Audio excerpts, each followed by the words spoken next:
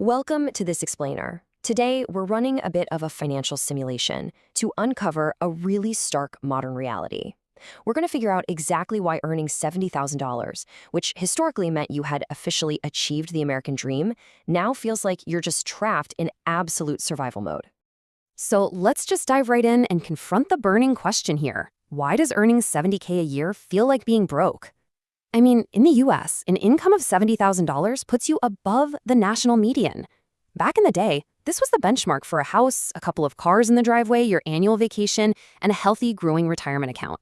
Yet today, people with statistically great salaries are still bleeding money and living completely paycheck to paycheck.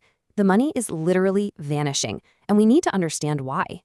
Section 1. The new survival mode. Let's start by diagnosing the baseline of this modern financial matrix. Have you ever heard the term Henrys? It literally stands for high earners not rich yet.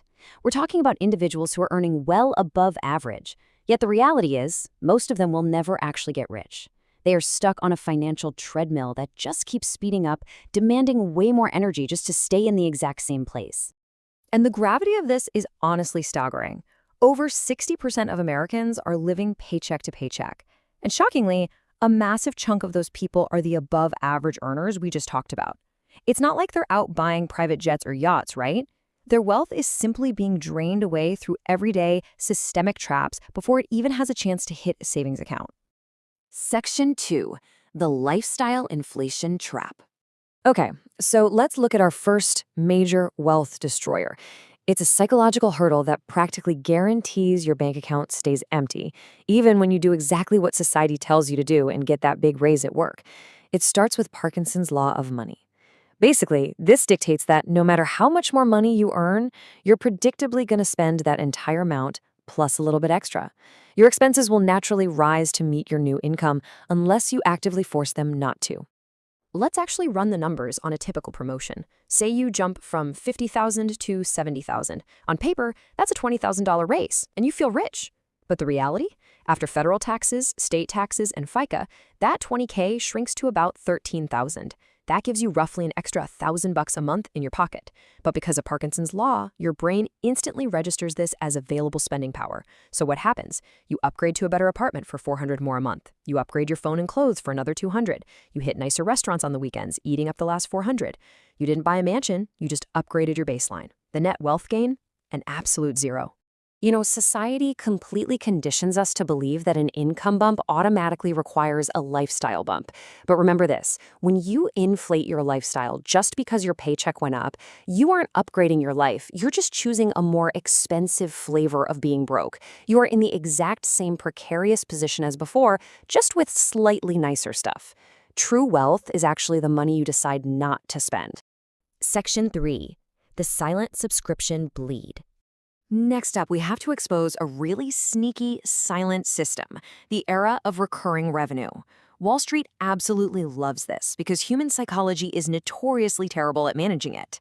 Think about it. 30 years ago, if you wanted a movie, you bought it once. Today, your entire life is rented back to you at $14.99 a month. Companies rely entirely on frictionless billing because you don't physically hand over cash for that streaming app or that premium music account or that meal kit box. Your brain simply doesn't register the financial loss. Once you link your card, the pain of paying completely disappears. It's totally out of sight and out of mind. And there's this massive psychological disconnect going on here.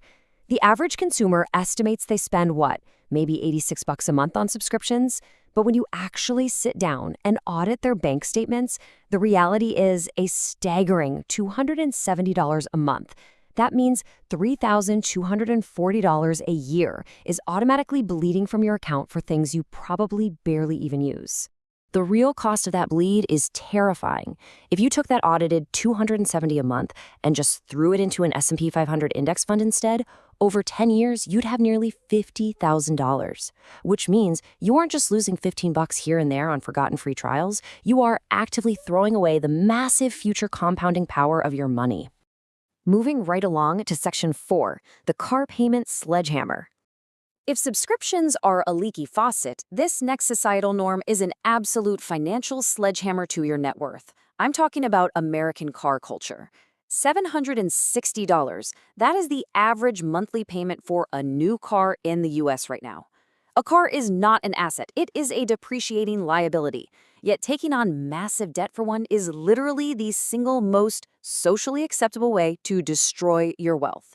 And to make these massive payments look somehow quote unquote affordable, dealerships have stretched loan terms out to absurd lengths.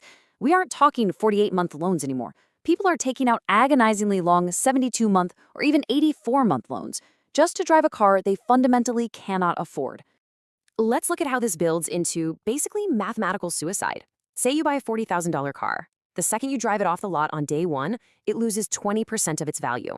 Boom. By year 3, it's lost 40%. Because you financed this depreciating liability at, say, a 7% interest rate over 72 months, you are almost instantly underwater. You owe the bank way more than this hunk of metal is even worth. And remember, this machine sits parked and entirely useless for 95% of its lifespan. If you bring home about $4,500 a month after taxes on a $70K salary, dedicating nearly $800 of it to this trap is the absolute fastest way to guarantee you stay broke. Section 5. The ultimate debt trap. Now we arrive at the system specifically engineered to sell you a lifestyle you haven't actually earned yet. Credit cards. The total credit card balance in the US just crossed $1.1 trillion. Look, credit cards are a tool, sure, but they require intense financial discipline, and the banks are betting heavily against you having any. They swoop in with brutal 21 to 24% interest rates to cover the gap when you earn $70,000 but try to live like you earn $90,000.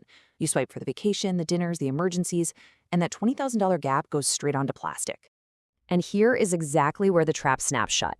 If you fall into the minimum payment cycle on just $5,000 of plastic debt at 24% interest, it's going to take you over 15 years to pay off.